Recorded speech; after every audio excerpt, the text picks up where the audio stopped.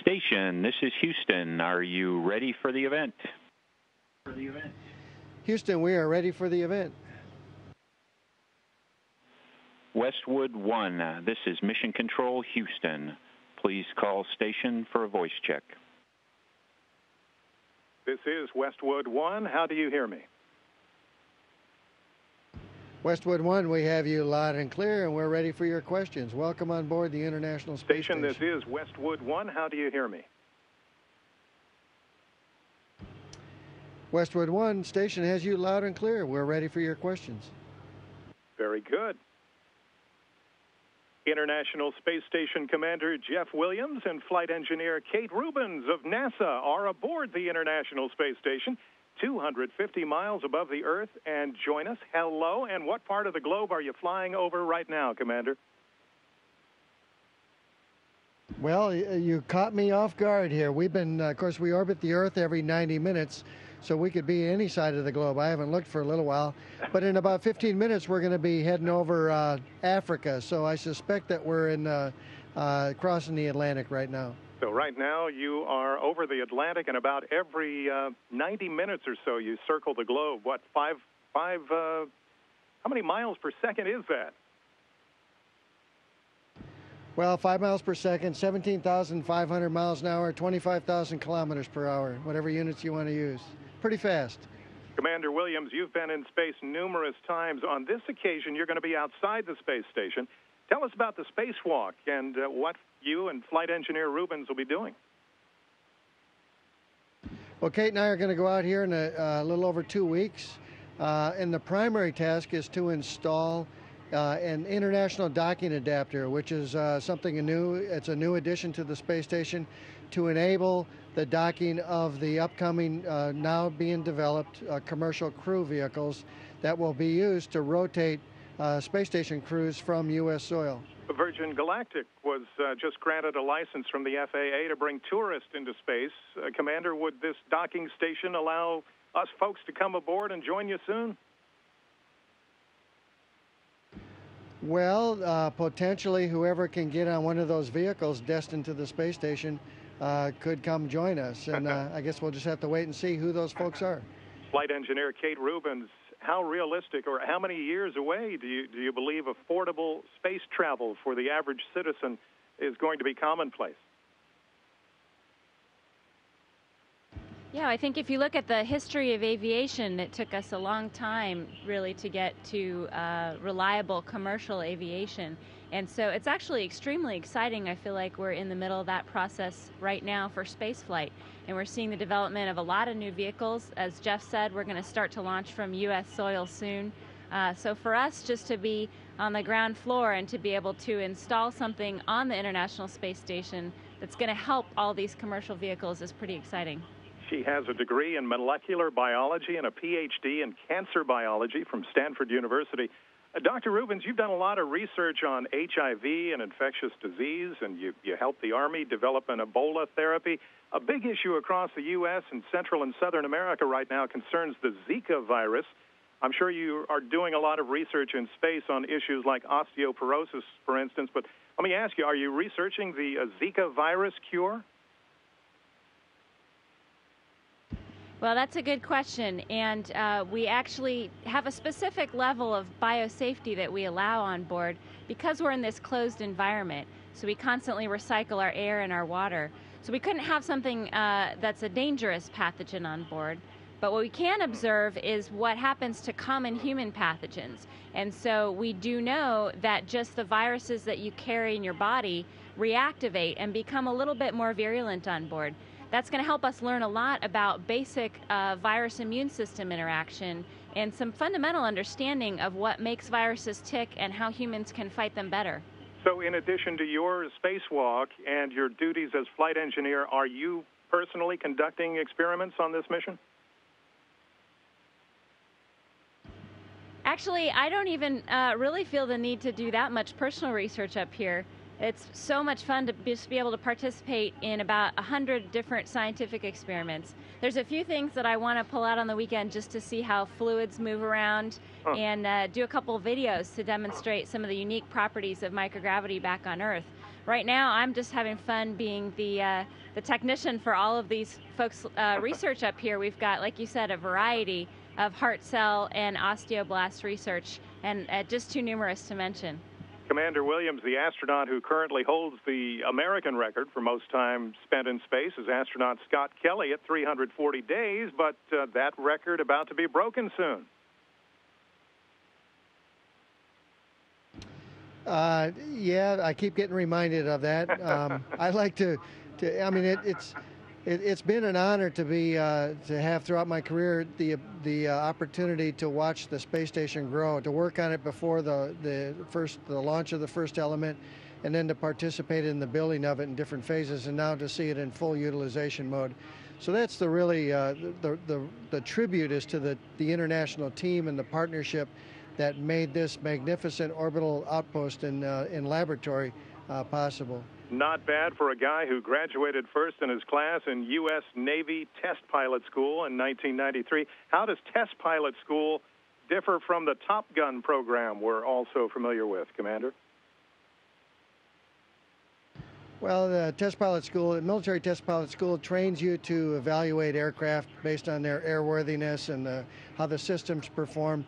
So rather than just flying operationally, you know, you're spending a lot of time. You learn how to pay attention to the details and the flight characteristics to try to improve the handling qualities and the flying characteristics of aircraft. So it's more of an engineering job, but it's a great job and experience to have to prepare you for what we do here, because we're evaluating things and executing new procedures and using new equipment all the time up here. Certainly. ISIS International Space Station Commander Jeff Williams and Flight Engineer Kate Rubins of NASA. How do we follow you each on Twitter?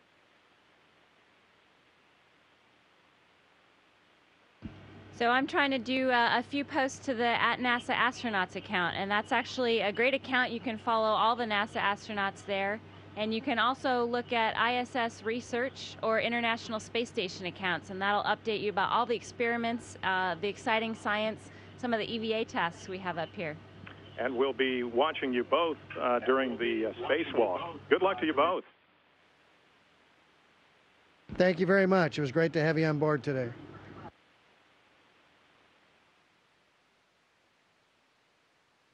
Station, this is Houston ACR. That concludes the West Wind 1 portion of the event. Please stand by for a voice check from the San Diego Tribune.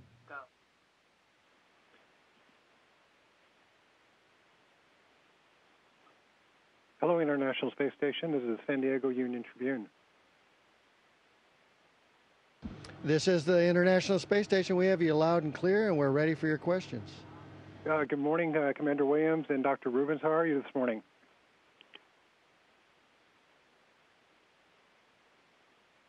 Great. It is great to talk to you.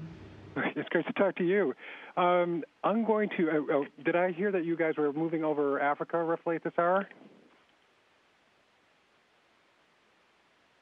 Yeah, we're actually going to be flying over Africa pretty shortly. We just went and checked the position on the globe.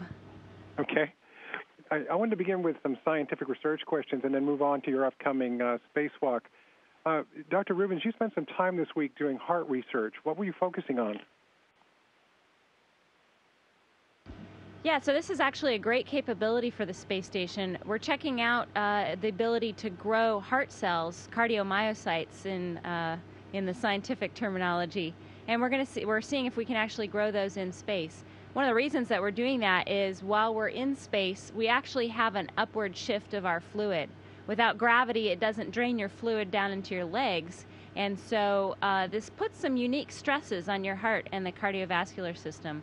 And we're hoping that by culturing some of these cardiomyocytes on board, we can actually learn more about how heart cells organize, how they beat on orbit, and their function and their molecular readout. These cells are going to be sent back down to the ground on the SpaceX 9 vehicle, and the scientists on the ground can analyze them. Okay. Are you looking at your own heart while you're in space? I know you guys do a lot on physiology. Yeah, we sure are, and this is one of the fascinating things about the space station is that it drives this kind of research in a remote environment. So we actually have a team of folks on the ground who've developed some really fantastic techniques for guiding us using ultrasound on board. So we're not ultrasound specialists. We learn a little bit in training, but we can actually use a remote guider and ultrasound our own hearts. We can look at the valves, we can look at the stroke volume, a whole bunch of different things from the ground. And this actually has a lot of use for the developing world, for remote medicine. Anytime you can't get the patient and the doctor together in the same room, you can use things like ultrasound and satellite networks to communicate medical information. Were you looking at the heart cells through a microscope? Yes, I sure was. That actually was a great day on board Space Station to put out a very nice microscope and get it out and look through the lens for the first time. Okay. I was wondering whether the experience of looking through a microscope in microgravity is different than it is on Earth. You know, I think folks were thinking about that a little bit because we had some discussions about how best to tack it down and if it was going to move around a lot. And actually, as soon as I put my eyes on the eyepieces, I felt like I was in a lab back on Earth doing my standard cell culture techniques. So the microscope actually works phenomenally well on board. It looks just like the cell culture that we see on the ground, but we can observe all these interesting phenomena that happen in microgravity. Okay.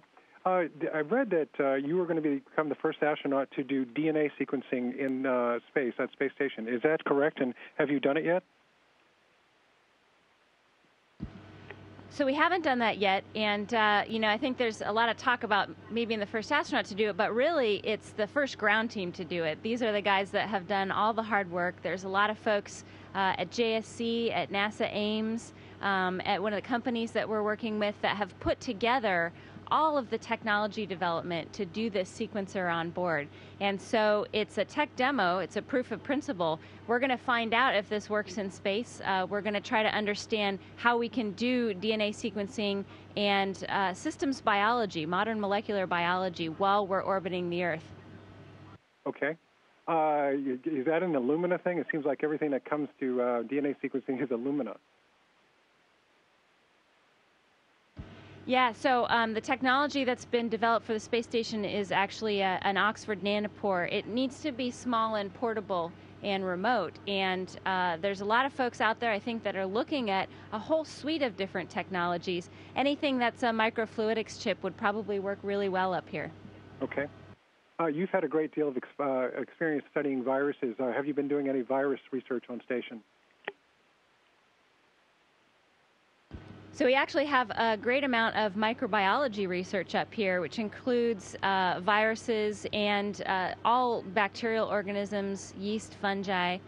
We have some individual experiments that will look in canisters that the astronauts can activate and look at various processes that are going on in microbiological organisms. But we're also studying the station as a whole. So we're trying to understand the microbiological environment on Space Station, bacteria, viruses. We normally carry bacteria with us all the time, and we would expect that there's a lot of bacteria up here. It's not a sterile environment. It's a very nice and clean environment. Jeff and I try to keep it in ship shape, along with our crewmate Takuya Onishi and our Russian cosmonauts. But there is some interesting places to take a look at the microbiome of the space station. So that's all part of the research that folks have developed, and we're really looking at that plan as a whole to understand microbiology in microgravity. Okay. A reader wanted to know whether your sleep has been disrupted by being in space. Some astronauts have had trouble periodically with sleep. How are you experiencing it? So sleep is great up here. It's actually a really nice resting state. After you exercise, it takes less time for your muscles to recover. And so we look a little bit like zombies when we're sleeping, but I think it's quite restful up here. Are you tethered to a wall in a particular part of Space Station?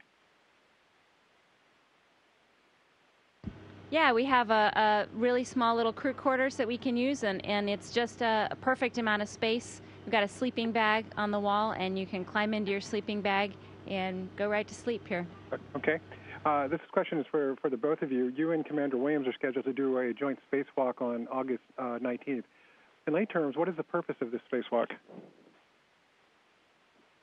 Well, we have a couple of tasks on the spacewalk, but the primary one is to install the first international docking adapter on the very front end of the space station to enable an interface, a docking interface for the future commercial crewed vehicles currently being developed by SpaceX and Boeing, those two companies, and hopefully flying here within the next 3 years to deliver crews to the International Space Station from U.S. soil. Okay.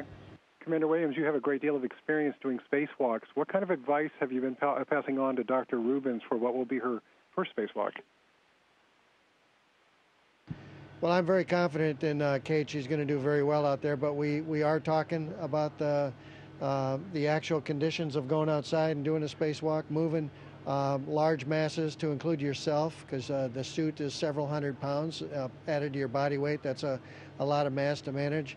The techniques for the workspace we'll be rehearsing. It's just like anything it's highly choreographed.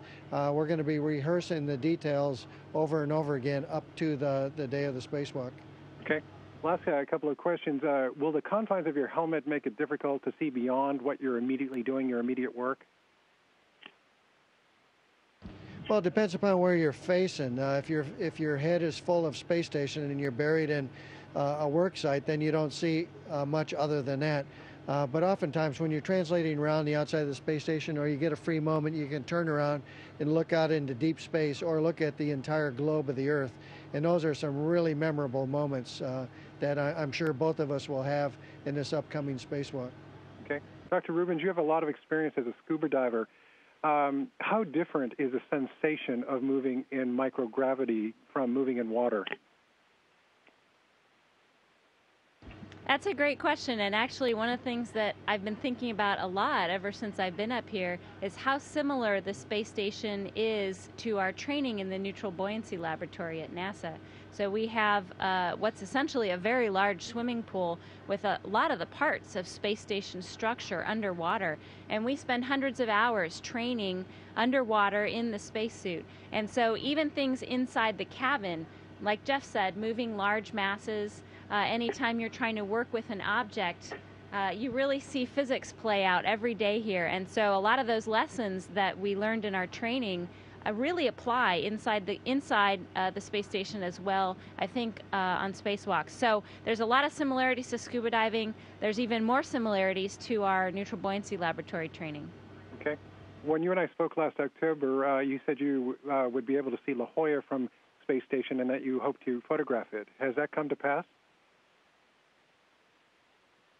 Yeah, so we got a great California pass when I first arrived here, and Jeff showed me all up and down, all the way from the Southern California border with Mexico. We could see up through Oregon and to Washington, and so I got a great series of photographs of California, but I've been looking on the map and trying to see when we're exactly over La Jolla. That might be quite a few months yet until we get a good pass, but I will make sure that I get some good photos for you. Okay. What is the most interesting thing that you've seen through a lens of a camera up there? What is most captivating to you? That is a really hard question. I think basically every time you look through the lens of the camera, there is something completely fascinating. It just takes your breath away every time. Okay. I wanted to close by noting that your alma mater, UC San Diego, will have about 6,000 freshmen this fall. Do you have a message for young people like this about trying to find what it is that they want to do in life? Yeah, I think actually young folks usually have a good sense of what they want to do. If you really ask them what drives you, what's your passion, what's your motivation, that's usually in there somewhere. And I think my message is to pay attention to that folks should find what really inspires them, that they should always pursue what they want to do. And if you're working hard and you're motivated about something, young people can accomplish a lot. I think the students at UC San Diego have their whole future in front of them, and I'm excited for them to get started in their freshman year. Good. It's such a joy to talk to you. I really appreciate it, and good luck to both of you on your spacewalk. Thank you very much. It was great talking to you today as well. Thank you. Station, this is Houston ACR. Thank you. That concludes the event.